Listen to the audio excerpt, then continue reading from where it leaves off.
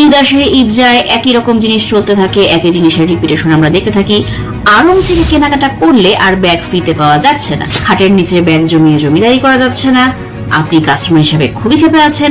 এরই মধ্যে আড়ংকে উকিল নোটিশ পাঠানো হয়েছে, আপনিও জানেন আমিও জানি। চলেন এর একটা তীব্র প্রতিবাদ। তবে তার আগে কিছু আইনের বলি কসলাই। বাংলাদেশ ভোক্তা অধিকার আইনে বলা আছে, ঘোষিত মূল্যের বাইরে কাস্টমারের উপর অতিরিক্ত কিছু চাপিয়ে দেওয়া যাবে না। তবে কোম্পানিগুলো এখানে একটা জায়গা ব্যবহার করে। তারা বলে ব্যাগ তো পণ্যের অংশ না, ব্যাগ নিজেই একটা পণ্য। আইনগতভাবে তখন আর ব্যাগের জন্য আলাদা দাম নিতে বাধা থাকে না। কাগজে কলমে বিষয়টা ঠিকই আছে, কিন্তু বাস্তব অভিজ্ঞতা বা কাস্টমার এক্সপিরিয়েন্স একটু আলাদা কথা বলে। কাস্টমার যখন কয়েক হাজার টাকা দিয়ে একটা প্রিমিয়াম ব্র্যান্ড থেকে কেনাকাটা করে, তখন সে শুধু কাপড় কেনে না, সে একটা ব্র্যান্ড এক্সপিরিয়েন্স আশা করে। কিন্তু সেই অভিজ্ঞতা শেষে যদি বলা হয় ব্যাগ লাগলে কিনতে হবে, তখন সেটা আর সাধারণ কোনো বিষয় থাকে না, সেটা অসাধারণ বিষয় হয়ে দাঁড়ায়, যেটাকে বিদেশে অনেক ব্র্যান্ড সাস্টেইনেবল প্যাকেজিং বা এনভায়রনমেন্টাল রেসপন্সিবিলিটি হিসেবে আমাদের সামনে উপস্থাপন করে। মার্কেটিং একটা খুবই গুরুত্বপূর্ণ বিষয় আছে, কাস্টমার পারসেপশন। বাস্তবতা যতটা গুরুত্বপূর্ণ, মানুষের মনে বা কাস্টমারের মনে কি ধারণা তৈরি হচ্ছে সেটা মাঝে মাঝে তার চাইতে বেশি গুরুত্বপূর্ণ হয়ে দাঁড়ায়। কাস্টমার এখন ভাবতে পারে তাদের পণ্য কিনলাম, তাদের লোগোওয়ালা ব্যাগ কিনলাম, তাদের বিজ্ঞাপন করব আমি ফ্রিতে, আমিও তো এইটাই কই ভাই, কাপড়ও কিনলাম আমি, ব্যাগও কিনুম আমি, 2 দিনও যায় না, এটা কি মগের মূল্য নাকি? এখন অনেকে বলবে বিদেশে তো অনেক ব্র্যান্ড এই ধরনের কাজ আগে থেকে করে আসছে। উদাহরণ হিসেবে বলা যায় জারা, আইকিয়া, H&M, ইউনিক্লো এর মতো অনেক ব্র্যান্ডও ব্যাগের জন্য আলাদা টাকা নিয়ে থাকে। তবে এখানে একটা গুরুত্বপূর্ণ পার্থক্য আছে।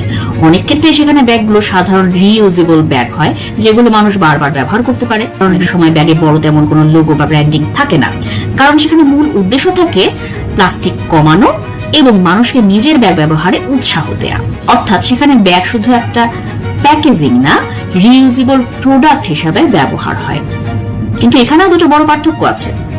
প্রথমত, তাদের পার ক্যাপিটা ইনকাম আমাদের চেয়ে অনেক বেশি। একটা ব্যাগের দাম সেখানে কোনো বড় বিষয় হয়ে তাদের কাছে দাঁড়ায় না। দ্বিতীয়ত, সেখানে বহু বছর ধরে bring your own bag culture চলে আসছে। কাস্টমার আগে থেকেই জানে ব্যাগ লাগলে এখানে কিনতে হবে বা নিজের ব্যাগ নিয়ে আসতে হবে। কিন্তু আমাদের মতো উন্নয়নশীল দেশে বাস্তবতা কিছুটা আলাদা।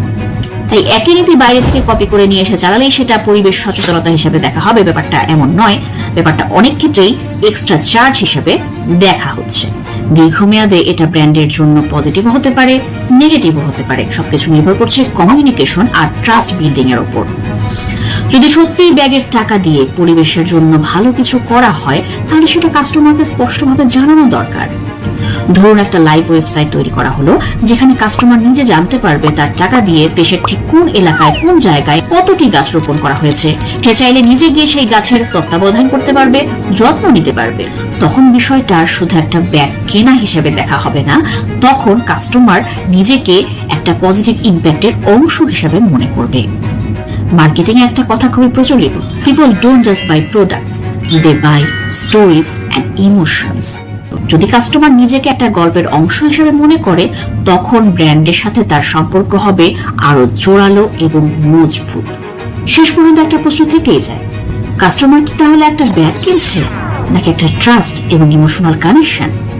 কারণ একটা ব্যাগের দাম হয়তো 20 টাকা, কিন্তু কোম্পানির আসল শক্তি তার ট্রাস্ট এবং ইমোশনাল কানেকশন, যেটার দাম হয়তো 20 বিলিয়ন কিংবা তারও বেশি।